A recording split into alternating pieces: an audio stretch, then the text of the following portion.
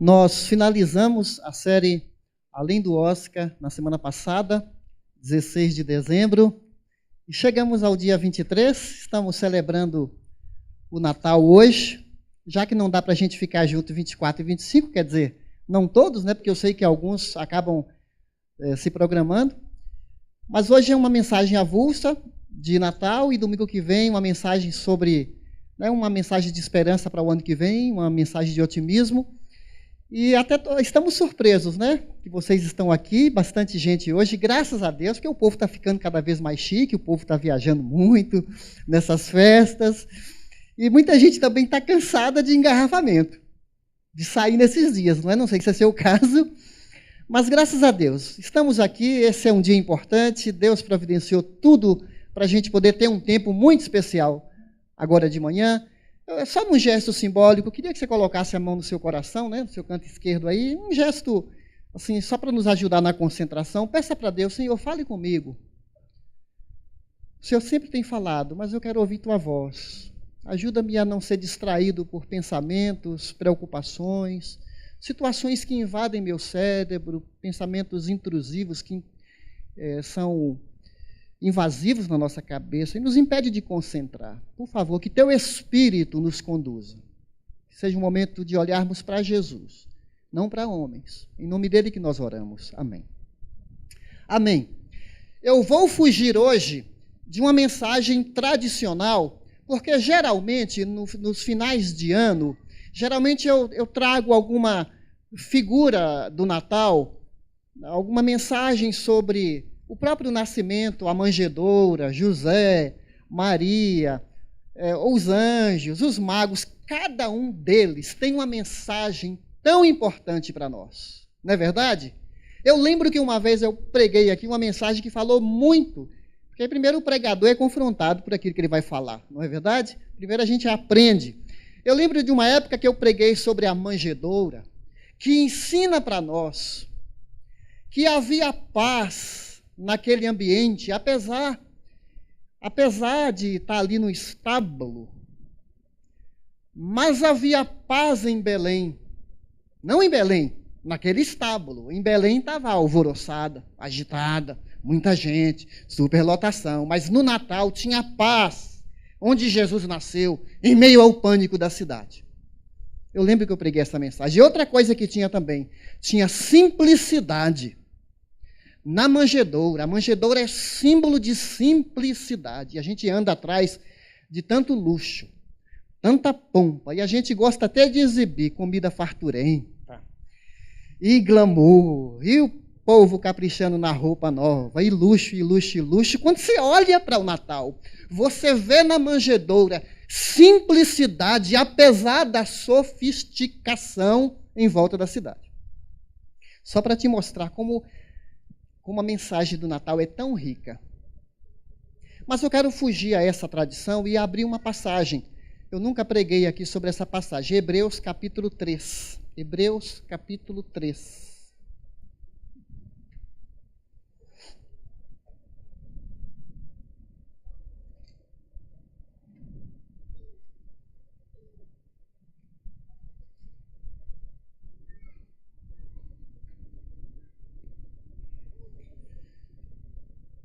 Muito bem, Hebreus, capítulo 3.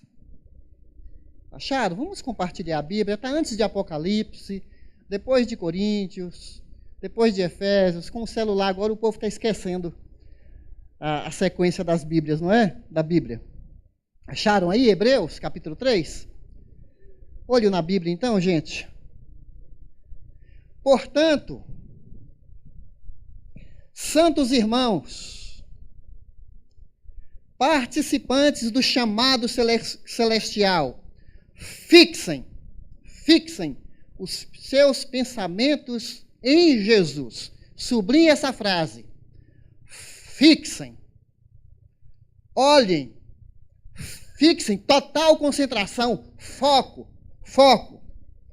em Jesus. Continuando. Apóstolo e sumo sacerdote que confessamos. Ele foi fiel, aquele que o havia constituído, assim como Moisés foi fiel em toda a casa de Deus. Jesus foi considerado digno de maior glória do que Moisés. Da mesma forma que o construtor de uma casa tem mais honra do que a própria casa. Pois toda casa é construída por alguém, mas Deus é o edificador de tudo. Moisés foi fiel como servo em toda a casa de Deus, dando testemunho do que haveria de ser dito no futuro. Mas Cristo é fiel como filho. Olha a diferença, Moisés era servo, Jesus é o próprio filho do construtor.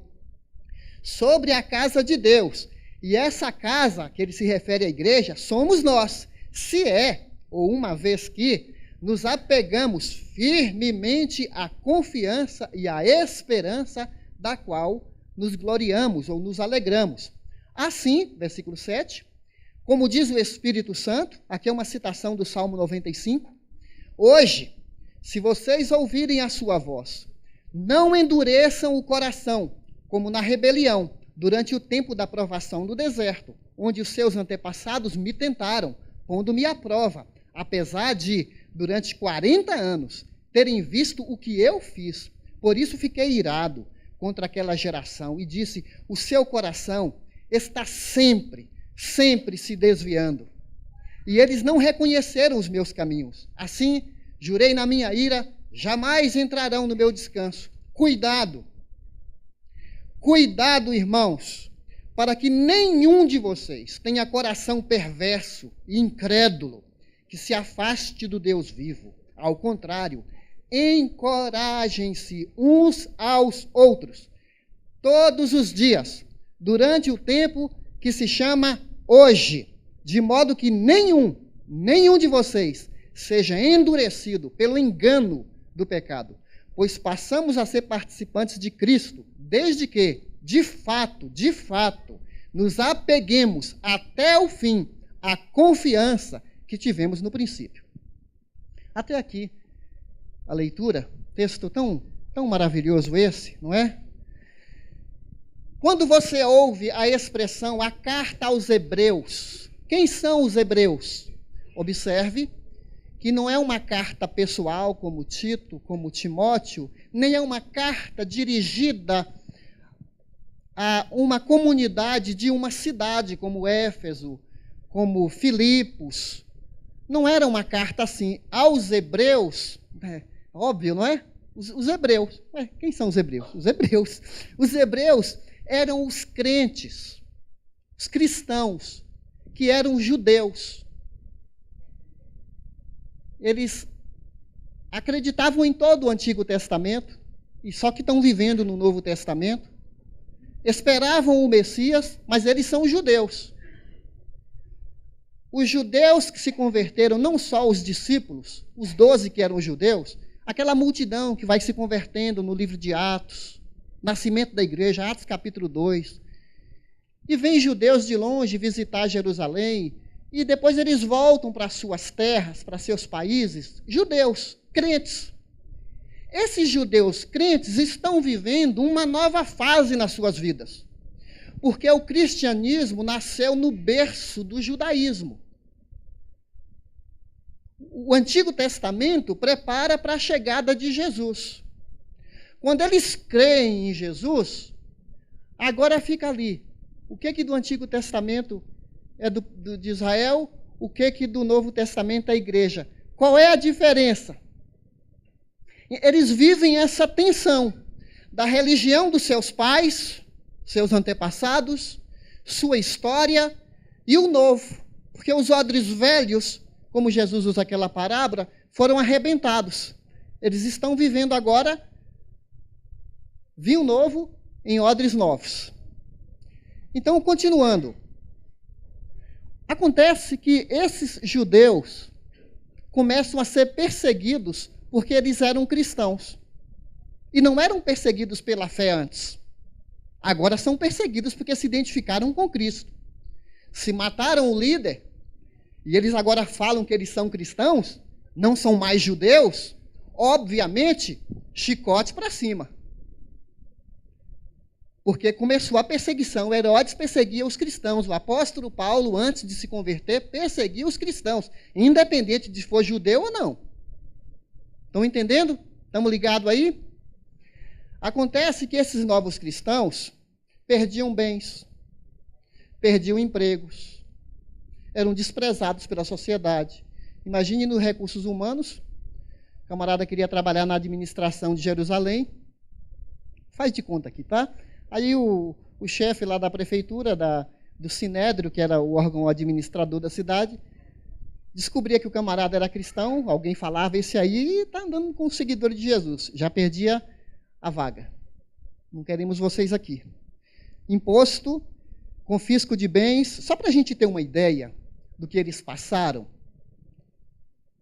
Olha aqui no Hebreus 10, 33 a 39. Só para a gente ter um vislumbre aqui, uma olhada no que acontecia nesse contexto de Hebreus 10, 33 a 39.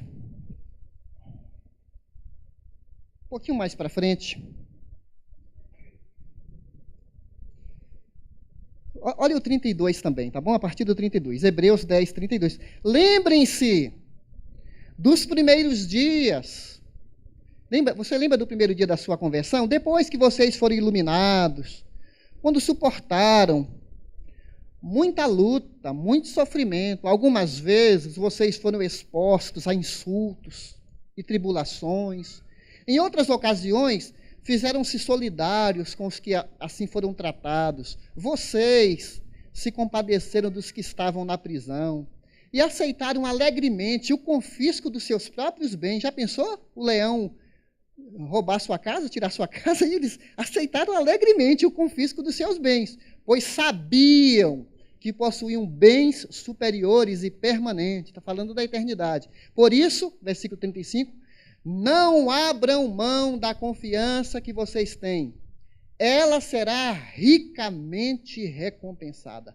Vocês precisam perseverar. Perseverar. De modo que quando tiverem feito a vontade de Deus, recebam o que Ele prometeu. Pois em breve, muito em breve, aquele que vem virá. E não demorará. Eu gosto muito desse verso. Aquele que vem virá. E não demorará. Mas o meu justo, quer dizer, você, crente, viverá pela fé. E se retroceder, não me agradarei dele. Nós, porém, não somos dos que retrocedem e são destruídos, mas dos que creem e são salvos. Vamos falar juntos essa convicção de fé do 39. Nós, porém, não somos dos que retrocedem e são destruídos, mas dos que creem e são salvos. Nós não podemos ser cristãos que dão marcha ré, que na hora do sufoco, que na hora do desemprego, que na hora da angústia, que na hora de uma enfermidade que pode ser letal, que pode ser fatal, nessa hora nós não podemos deixar de olhar para Jesus, porque ele está dizendo assim, foco em Jesus. Não deixe seu pensamento distrair, desviar. Pedro, quando estava no barco, o mar agitado, ele viu Jesus andando sobre as águas. E ele olhou para Jesus. Enquanto ele olhou para Jesus, ele andou em cima da água. Mas quando ele olhou para a água, Pedrão afundou. Qualquer semelhança com a realidade será mera coincidência. Se nós tirarmos os olhos de Jesus e olhar para a circunstância, olhar para a falta de dinheiro, olhar para o marido que às vezes te deixa frustrado ou frustrada, ou filho, ou um parente, você olha para a situação, você afunda, você desanima, você perde energia, perde o pique e começa a ficar travado na vida. Essa epístola está dizendo para nós, não perca Jesus de vista. Acho que até escrevi isso aqui. Não perca Jesus de vista. É o que nós lemos aqui no 3, voltando para aquele capítulo, versículo 1. Meus irmãos, eles começaram a olhar assim, puxa, no Antigo Testamento, né? O templo, os altares, as cerimônias, os sacrifícios. Aquela pompa do Antigo Testamento, aquelas festas, aquele todo o contexto, aquele cenário estava impregnado na cabeça dos judeus. Agora, ele tinha toda aquela carga, aquela herança do Antigo Testamento, agora ele segue Jesus, porque o culto cristão é tão simples. Você já percebeu? Nós não temos aqui pompa, né? Aquela coisa assim, que enche os olhos do ser humano, né? Aquelas catedrais, com uma... De vez em quando tem certos evangélicos que ficam resgatando coisa do Antigo Testamento, colocam um castiçal lá, de 7 o candelabro, né? Tem até o chofar no culto. Chofar é aquela trombeta. Então, uns aparatos para incrementar o culto, como se está faltando alguma coisa, mas a beleza do nosso culto é a simplicidade, porque onde tiver 2 ou 3 reunidos em nome de Jesus, Ele está presente. Ele não depende de metodologia humana, de performance do pregador, de pirueta, de aquela banda toda maravilhosa, aqueles efeitos especiais e luz de neon. Tem gente que, eu gosto de culto assim. Aí eu sinto uns negócios assim, arrepio e... Gente, tem muita coisa aí que distrai ao invés de olhar para Jesus. Toma o lugar da frente de Jesus. E essa mensagem de Hebreus está falando para eles, gente, vocês estão muito rasos. É uma dura advertência para nós. Porque Hebreus 5, versículo 11, fala assim, vocês têm necessidade de alimento sólido. A gente tem tanta coisa para falar, mas vocês vivem com o básico. Vocês gostam de leitinho. Leitinho, mamadeirinha. Tem crente assim, cheio de mimimi, manhoso. Qualquer coisa fica bravo. Ser esquecido no aniversário de casamento. Tá aí, ó. Eu sou amigo dessa pessoa, esqueceram de mim. Tá vendo aí, ó? Não me convidaram para a festa de formatura. Essa igreja fala de amor, e eu? Quando você pergunta uma pessoa dessa, pergunta se ela faz. Não é? E mesmo que ela faz, segundo Jesus, não faz mais que obrigação, porque ele falou assim, eu vim para servir, eu não vim para ser servido. Mas ninguém me visita nessa igreja, então visite. É terapêutico você visitar alguém. Se você quiser, eu posso te dar uma lista de gente que receberia uma visita maravilhosa sua. E a sua visita vale tal qual a do pastor. Porque eu não sei o que tem, que as pessoas acham assim, veja bem, tem que ser o pastor. Nós todos somos sacerdotes. Pastor não é ungidão. Todo mundo é ungido pelo Espírito Santo. A visita de qualquer um aqui representa a igreja, ou não? Ou eu estou enganado? Ou eu estou equivocado? Não estou dizendo que nós, pastores, não devemos também estar praticando, né, os uns aos outros. Mas não joga nas nossas costas o seu dever, a sua obrigação de ser militante e ser ombro também, e não ser passivo. Quero só, vem a mim. Então, Hebreus está falando para eles assim, Jesus é melhor do que tudo que vocês viram. Jesus é superior a toda a tradição. E aqui entre nós, eu tinha 14 anos, eu ia numa igreja com a minha mãe, frequentávamos a igreja católica, minha mãe muito dedicada, e eu via aquelas coisas todas, e de vez em quando tem um negócio de catolicismo dentro de mim. Lá no meu bairro, quando eu faço caminhada na rua, tem uma igreja católica lá perto do Germânia, eu vou chegando perto da igreja católica, aí eu já vou começando a fazer assim, em nome do Pai, do Filho, porque aí eu falo, opa, não precisa, mas a gente vem carregado de certos ranços da religião anterior, não é? Não, porque eu nunca vou sair da religião do meu pai. Não, porque a minha avó falou para mim, antes dela morrer, que eu não deveria mudar de religião. Tem pessoas que carregam um karma assim, e que estão refém de alguém que morreu, que na ignorância pediu para que fizesse um pacto, e a pessoa tem medo do próprio Deus, porque tem mais medo do pacto de alguém que morreu, do que agora do próprio Deus que se revela para ela e fala: eu sou o caminho. Não é a religião do seu pai, não é a igreja A, não é a igreja batista, não é a igreja católica, não é a universal, não é a adventista. Jesus é o caminho.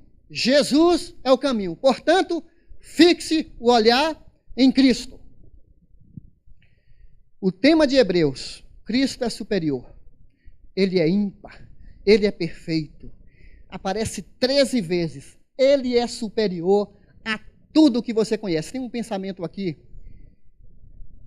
do Sidney Costa, da igreja lá em Alphaville, pastor. Ele escreveu um livro chamado Compre Cadeira. Aqui está, ele diz assim: o melhor de Deus não virá, já veio. O melhor de Deus é Jesus. E ele vai produzir em nós coisas que não podemos produzir e nos levará a lugares aos quais jamais imaginamos chegar. Eu sou um milagre. Jamais imaginei que eu seria pastor, que eu teria capacidade, condição de uma cidade tão insignificante de 3.000 habitantes, no interior do Nordeste. Como que eu imagino, chego em São Paulo e Deus faz uma revolução na minha vida, conheço Jesus, abraço essa fé e me lanço a essa fé de tal maneira que eu não queria mais, eu desviei de outro foco, porque eu queria olhar só para Jesus. O que se eu quiser, apesar de eu ser muito resistente, fui muito resistente, na quarta-feira aqui do Celebrando a Restauração, desempregado, fugi da vontade de Deus, não queria ser pastor, fugi da vontade de Deus, e eu estava aprendendo a soldar chapas de aço na oficina do meu irmão, com um maçarico na mão, o eletrodo na outra mão, e óculos. E depois que eu aprendi a soldar, um certo dia, é como se eu ouvisse Deus falando comigo: outras pessoas farão isso, mas eu não te chamei para isso. A chapa é fria, não reage, não sente dor, é neutra. Os corações das pessoas são danificados, quebrados. E você precisa restaurar. O maçarico é a palavra que tem que restaurar, fazer diferença na vida da pessoa, consertar o que está quebrado, dar alimento para elas, trazer cura para elas. Eu já investi muito em você, e eu tinha estudado muito. É porque eu estava desempregado, estava no desespero, na barriga do peixe, que é dentro da oficina, fugindo de Deus. Mas Deus me tirou.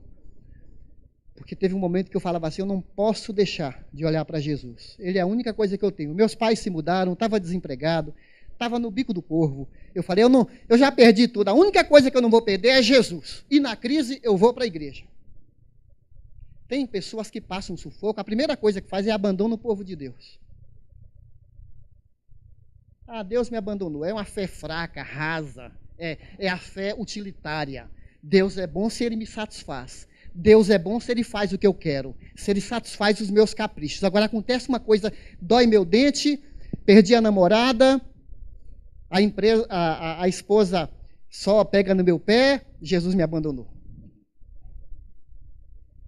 Então ele está falando assim: vocês precisam de alimento sólido.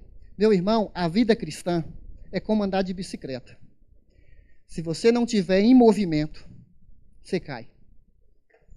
Em movimento, olhando para frente, né? Porque quem anda de bicicleta fica olhando para lá, pode cair, mas olha para frente, olha para Cristo. Cristo. A tônica em Hebreus é que somos peregrinos e nós não podemos desistir. Perseverar é preciso na caminhada da fé. Já lemos esse texto aqui. Lemos não. Somos peregrinos, não podemos desistir, perseverar é preciso na caminhada da fé. Portanto, santos irmãos, participantes do chamado celestial, fixem os seus pensamentos em Jesus. Esse versículo 1 fala que nós, santos, está falando para santos irmãos, é bem provável que nem todos eram convertidos, hein? É bem provável que nem todos eram convertidos, porque alguns que foram iluminados, receberam tanto investimento de Deus. Hebreus capítulo 6 fala sobre isso, chegaram tão perto, viram tanta coisa, tanta experiência com Deus, tanta pregação, tanto ensino, mas caíram. Está falando para santos irmãos participando. Olha, em contraste com o judeu. O judeu tinha uma chamada para a terra prometida. Deus prometeu muitas coisas para eles, para Canaã. Muitas promessas de fartura na terra, de prosperidade. Era um pacto condicional do Monte Sinai, um pacto da aliança, que eles deveriam temer o Senhor, não se misturar com outros povos. Era um chamamento para a vida aqui na terra. Mas nós temos um chamado superior ao dos judeus. Não é que Deus não deseja a prosperidade nossa aqui na terra. Mas em Efésios capítulo 2, fala que nós estamos assentados nas regiões celestiais. Isso coloca-nos debaixo de um privilégio maior do que os judeus tinham. Você está entendendo o que eu estou falando? Nós temos um privilégio, por isso a superioridade de Cristo, porque Cristo é o clímax da profecia. Jesus é a visitação do próprio Deus aqui na terra. É por isso que Hebreus capítulo 1, ele é bem enfático, quando fala que ele é o resplendor da glória do ser de Deus, a imagem perfeita de Deus. Havendo Deus falado muitas vezes, de muitas maneiras, aos pais pelos profetas, falou-nos ultimamente pelo seu Filho, herdeiro de Deus, superior a anjos, superior às alianças, superior a Moisés, que está aqui no capítulo 3. Vocação celestial. Aí fala no 1, ele é apóstolo e sumo sacerdote. Apóstolo quer dizer que ele representa Deus. O significado da palavra apóstolo é aquele que é enviado. Jesus foi enviado por Deus, ele é o apóstolo, com letra maiúscula. E é o sumo sacerdote, aquele que intercede por nós, aquele que ora por nós, que é nosso advogado, é o nosso sacerdote. Aí é como se ele falasse, você quer voltar para a lei? Você quer voltar para a sua religião? Vai, mas você não conheceu Jesus de verdade. Você quer voltar para o mundo? Como é que nós vamos retroceder se nós conhecemos o melhor? É o argumento da epístola. Por que não devemos perder Jesus de vista? Porque ele é incomparável. Jesus Cristo, maior que os profetas no capítulo 1, maior que anjos ainda no capítulo 1, maior que Moisés aqui no capítulo 3, maior que Josué no capítulo 4, maior que Arão, que era o baita sacerdote, o primeiro de todos, né? Melquisedeque, que é outro personagem histórico do Antigo Testamento. Jesus é semelhante, porque é uma figura de Jesus, Melquisedeque, que não tem genealogia, é um personagem do Antigo Testamento. Jesus é superior a tudo. E aqui no versículo 3, você pode perceber, voltando para o nosso capítulo, eu vou avançando, capítulo 3, Jesus foi considerado digno de maior glória do que Moisés. Agora, gente, quem era Moisés para o judeu, hein? Ele nem coloca os outros profetas aqui, porque Moisés representa tudo e todos. Moisés é o libertador que tirou o povo do Egito. Está na categoria de o que trouxe a lei. O João vai falar sobre isso. A lei foi dada por Moisés. Mas Jesus chegou superior à lei, cheio de graça e de verdade. Então Moisés, era um apego a Moisés tão forte. Moisés virou uma instituição, né? O que deu a lei, como se fosse um intermediário, tal a força de Moisés. Aí ele fala sobre Moisés era fiel, servo à casa de Deus, que é a casa de Israel. Moisés é o principal líder representativo, mas ele era servo. E aqui ele faz comparação que quem construiu a casa é maior do que a casa. Moisés foi grande, mas ele era só um servo. Só que Jesus é o filho, nós já lemos essa passagem. E esse filho, aqui no versículo 6, Cristo é fiel como filho sobre a casa de Deus. Essa casa somos nós, porque a igreja quebrou as portas agora, né? Arrebentou as portas, não mais Israel, não mais templo, igreja somos todos nós, habitados pelo Espírito Santo de Deus. Então tem uma palavra de advertência aqui. Ele fala para nós nos apegarmos firmemente, aqui no versículo 6, né? Se apegar firmemente à confiança e à esperança da qual nos alegramos. E versículo 7, uma palavra de advertência, 7-11, de não endurecer o coração, como na rebelião. Ele faz uma menção aqui, aqueles 40 anos no deserto, para a gente recordar o que aconteceu, as rebeliões, as queixas, as situações ali no deserto, naqueles 40 anos, que Deus fez tantos milagres, dando o pão do céu, o maná a cada dia. O povo reclamava falta de água, falta de comida, reclamava porque não tinha os pepinos, as saladas, as frutas que tinha no Egito. Porque às vezes as pessoas são assim, né? Depois que elas passam por uma experiência, começam a olhar o passado e ficar com aquela nostalgia, e não era tão bom o passado para eles, eram escravos, mas começaram a reclamar, criticar Moisés. Quando é para chegar na terra, não querem avançar, murmuração, imoralidade sexual, tudo isso naqueles 40 anos. Então, aí Deus fala para nós aqui, faz um paralelo, olha, naquela época eu não me agradei deles, e eles caíram, não entraram na terra prometida. Isso é uma advertência para você que não é cristão, você está na igreja, você está junto com o povo de Deus, mas seu coração não é de Jesus. Meu irmão, meu querido, deixa cair a ficha, porque vai ser muito triste a gente chegar na eternidade e você descobrir que você não é salvo. Você pode ser um amigo do evangelho. Meu pai, antes de se converter, ele achava o ambiente evangélico maravilhoso. Puxa, filho, esse povo tem uma sociabilidade, pessoal assim de bem, né? Gente boa. Eu gosto desse povo, viu? Os hinos que cantam na sua igreja, filho, que coisa maravilhosa, viu? Mas não era convertido. Até um dia caiu a ficha para ele. Tomara que caia a ficha para você. Não se iluda. Não brinque com isso, isso é sério. Se você não olha para Jesus, se Jesus não é seu maior tesouro, sabe que Jesus contou uma parábola? Que tinha um homem que tinha um terreno. E dentro daquele terreno tinha uma pérola, um tesouro precioso demais. Valia tudo.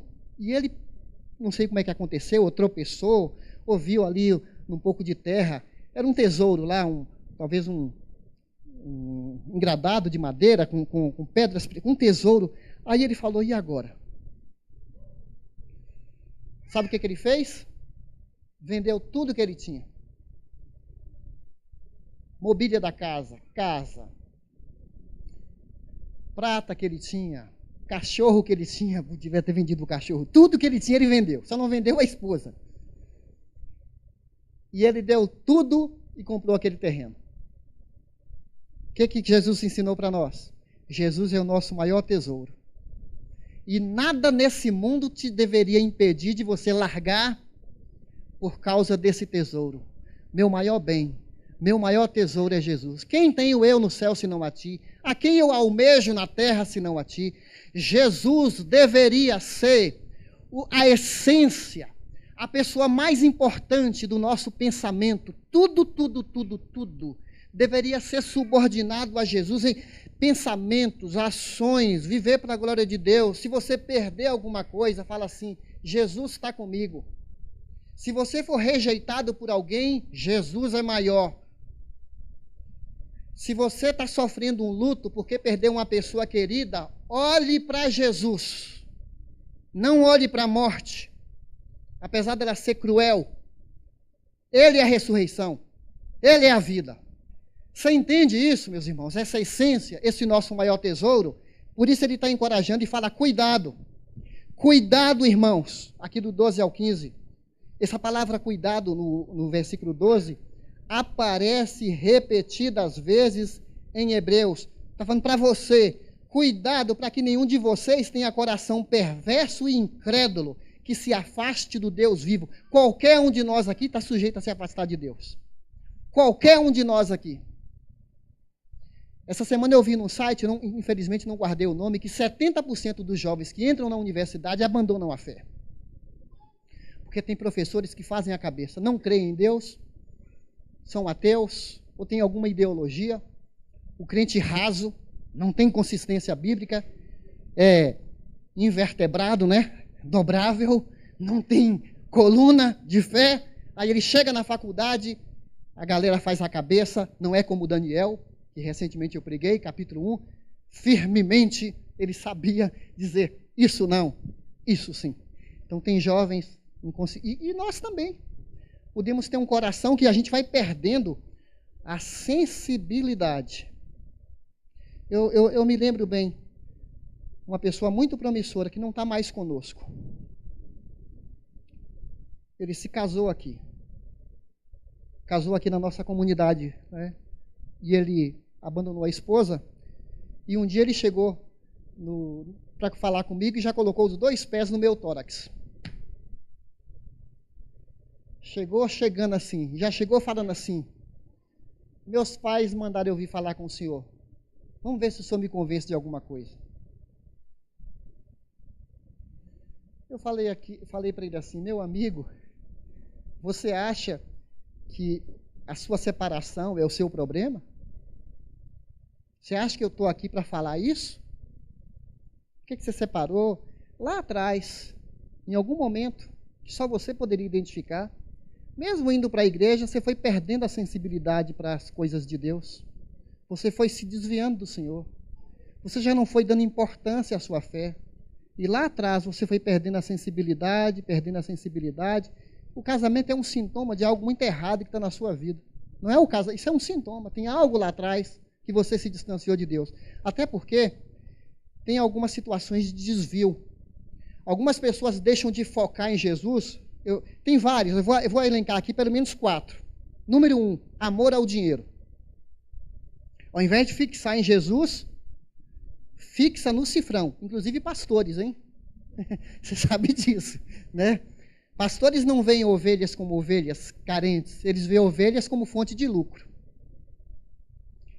Amor ao dinheiro, pois o amor ao dinheiro é a raiz de todos os males. Algumas pessoas, por cobiçarem o dinheiro, desviaram-se da fé e se atormentaram a si mesmos com muito sofrimento. 2 Timóteo 6, versículo 10. O dinheiro faz a pessoa desviar. Aí você fala, não, mas eu estou na igreja. Mas você está na igreja, mas você pode estar com o maior rival de Jesus, que é o dinheiro. Não poder servir a Deus e as riquezas. Tem gente que é desigrejado e que está fora da igreja. Tem gente que está na igreja e está fora de Jesus. Ele está na igreja, mas não pode contar com ele. Ele é neutro, ele não reage, está morto. A gente fala, prega, fala, a pessoa está morta. Não tem vitalidade de Deus no pulso. Você pega no pulso, não tem nada de Jesus, nada.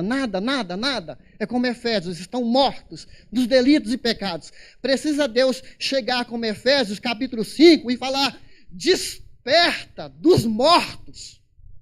Viva, você está morto, não tem vida de Deus. Você está apagado, apático. É um defunto, é um morto-vivo. Um Walking Dead aí, na fé, e a gente não consegue perceber, é só Deus é que sabe. E nem temos essa pretensão, porque o joio cresce com o trigo. O mato cresce com o trigo. E perguntaram para o fazendeiro, vamos arrancar o joio? Aí o fazendeiro fala, se a gente arrancar o joio, porque a raiz do mato, ela entrelaça embaixo da terra no trigo, e se você for arrancar o mato, você prejudica o trigo. Então, o joio há mato na igreja. Aí a gente vê posturas de crentes e a gente fala assim, ué. A gente espera comportamentos de crente e de incrédulo. Vê como que é a coisa? Aí alguém começa a falar mal da igreja. Detona a igreja. É igual aquele fazendeiro que começou a falar assim, eu não vou na sua igreja, não. Tem cada sem vergonha naquela igreja. Tem cada cara naquela igreja lá descarado, hipócrita. Eu não vou misturar com esse povo, não. Aí aquele jovem que estava tentando falar do amor de Deus para ele, viu esse paredão. Aí ele voltou para casa e ficou orando, Deus, o que eu falo para esse fazendeiro? Ele foi muito duro. Aí ele teve uma ideia. Ele tinha uma caminhonete, ele foi lá nessa fazenda, e falou assim, o senhor vende porcos? Fazendeiro, tenho. Eu sou um dos maiores vendedores aqui, você sabe disso, tá bom. Eu queria comprar um porco. Aí o fazendeiro o levou um grande chiqueiro lá. Eles foram andando lá, observando os porcos. Aí ele viu um bem debilitado, bem raquítico, um pouco doente, e as moscas em volta. Aí ele falou, eu quero esse aqui. Aí o fazendeiro falou, o que é isso? Eu tenho tantos porcos excelentes aqui, você quer um defeituoso? Aí, não, mas eu quero esse aqui. Eu estou interessado nesse e vou levar esse. Aí o fazendeiro, bom, se você quer, o preço é tanto. Aí ele colocou o porco na caminhonete, e antes dele sair, ele falou para o fazendeiro assim, eu vou espalhar pela cidade que esse é o tipo de porco que você vende. Aí o fazendeiro falou, mas isso é uma injustiça comigo? Você não pode fazer isso, eu tenho reputação. Os meus porcos são de excelente qualidade. Não, mas eu vou dizer para as pessoas que os seus porcos são iguais a esses. Que esse é o tipo de porco que você vende. Aí o fazendeiro teimou, ele falou, é assim que você faz com a igreja de Deus. Você pega um mau exemplo e critica, mas Deus tem muita gente boa, séria, não é perfeita, mas gente séria. E você, porque você viu um mau caráter, um sem vergonha, um safado, você agora fala que todos os crentes são safados. Mas tem muita gente boa que Deus está fazendo uma obra maravilhosa e essas pessoas estão crescendo na maturidade. Estão virando gente de bem. Então foi uma grande lição para ele. Então, meus irmãos, a palavra para nós aqui é cuidado, cuidado. Cuidado com a sua vida. Ore para Jesus. Ore para Jesus. E o antídoto aqui para a gente cuidar uns dos outros para não desviar está no versículo 13. Uma palavra de encorajamento. Ao contrário, encorajem-se uns aos outros, todos os dias do tempo que se chama hoje. Olha, ele falou, hoje se ouvirdes a voz, não endureça o coração. E agora fala, hoje encoraje. Tem encorajamentos que a gente precisa hoje. Aqui fala, observe bem, eu queria que você olhasse isso aqui no versículo 13. Ao contrário, encorajem-se uns aos outros, quando? Quando? Todos os dias. Você tem contato com alguém todos os dias? Encoraje, incentive. Nós somos tão focados em apontar defeitos das pessoas. É mais fácil apontar defeitos na igreja do que encorajar. É fácil perceber alguma falha aqui no departamento infantil e ficar falando mal. Ou no estacionamento. Mas você já chegou para... Obrigado, irmão. Você faz isso de boa vontade. Você está aqui nos servindo. Você deixa de estar no culto para servir. Obrigado, recepcionistas. Obrigado quem limpa isso aqui. Obrigado por você cuidar do meu filho. Lá no seu trabalho, obrigado, porteiro, porque você me liga quando chega alguém para eu atender. Obrigado, colega, porque você fez um trabalho para mim. Encorajamento, sempre, sempre, sempre. Uma pessoa está de luto, está sofrendo, está de luto. Aí a gente vai no enterro, aí a gente esquece da pessoa e a saudade. Uma palavra de encorajamento para ela, firme na fé, olhe para Jesus, console uns aos outros com essas palavras. Nós não podemos delegar, terceirizar aquele contato que a gente tem para outro cuidar. Isso é terceirização da fé, não tem. Aqui é encorajamento mútuo. Olha, é mais fácil opinar do que fazer. Uma comida pode estar deliciosa, mas se o arroz está sem sal, a gente só olha o arroz. O louvor está maravilhoso, mas se alguém tropeça num desafino aqui, o louvor não está bom. E agora que esse Diel está saindo, vai perder a qualidade, hein? Sei não, hein? Eu vou para outro louvor ver o que está pegando, porque aqui está devagar. Estou pagando. Mentalidade de consumidor, né? Não é de adorador, não. O pregador lê um texto longo aqui, ó. Texto longo. Já perdeu minha atenção. O marido faz 7 trabalhos de Hércules, mas a esposa reclama que não fez mais que a obrigação. Eu te entendo, meu amigo. Por outro lado, ela passa a roupa no calor. Já viu como é difícil passar? Eu dei um desconto para a Sandra esses dias de calor aí, com o ventilador ligado do lado dela, passando roupa. Vai fazer isso você? Eu sei que alguns homens fazem, né? Não é uma das minhas habilidades. Mas a gente tem que valorizar essa pessoa. Porque faltou uma camisa que não era aquela que você queria, você fica birrento agora? É um bebê? Tem mãe que cuida do marido, dos 3 bebês e mais o bebezão, né? Que é o maridão bebê, que é incapaz de pegar uma toalha molhada e pôr no lugar. Que é incapaz de ir ao banheiro e fazer um xixi no lugar certo. Tem homem que envergonha a nossa categoria. Não é verdade? Tomara que você não seja um, velho. Meus irmãos, terminando aqui, meus irmãos, olhe para Jesus. Papai Noel é o centro das atenções, olhe para Jesus. Apareceu uma doença inesperada, olhe para Cristo. Alguém morreu em sua família, olhe para Jesus. Você passou por uma horrível traição, olhe para Jesus. Passou por uma injustiça, falaram mal de você, te interpretaram erroneamente, olhe para Jesus. Você foi injusto, você traiu, você decepcionou, olhe para Jesus para te reabilitar. O dinheiro está acabando, olhe para Jesus. Ah, eu esqueci. Tem outros desvios também que as pessoas deixam a fé. Eu pulei aquela parte lá. Casos, namoricos, relacionamentos adoecidos, desvia a pessoa da fé. 1 Reis, capítulo 11, fala que as mulheres perverteram o coração do rei e ele abandonou Deus. Garoto, garota, cuidado com relacionamento que vai te prejudicar. Uma pessoa que não é de Deus na sua vida. Cuidado, o mundo está considerando normal. Eu preciso falar isso, gente, por mais obsoleto que fique e por mais repetitivo que eu seja, porque a Bíblia é repetitiva. Foge da imoralidade sexual. Você não tem o direito, você não pode ter intimidade com alguém que não é seu marido, que não é sua esposa. Se tem casal de namorado aqui, vivendo, fornicando, imoralidade, você está fora da vontade de Deus. Você para com isso, abandona, você está ocupando alguém que não pode não ser a pessoa de Deus e você está perdendo a bênção. Isso é muito sério e faz você desviar da fé. Tem muita gente que está na igreja, aí um dia conhece alguém novo, descobriu a América, tchau Jesus, fixa os olhos numa pessoa. Meus irmãos, vamos concluir aqui. Hebreus 12:1 fala assim, não precisa você ler, abrir a Bíblia, está escrito, ele vai terminando a epístola dizendo assim, portanto, irmãos, Hebreus 12, versículo 1. Deixa eu lembrar aqui que a memória já não está tão boa como antes.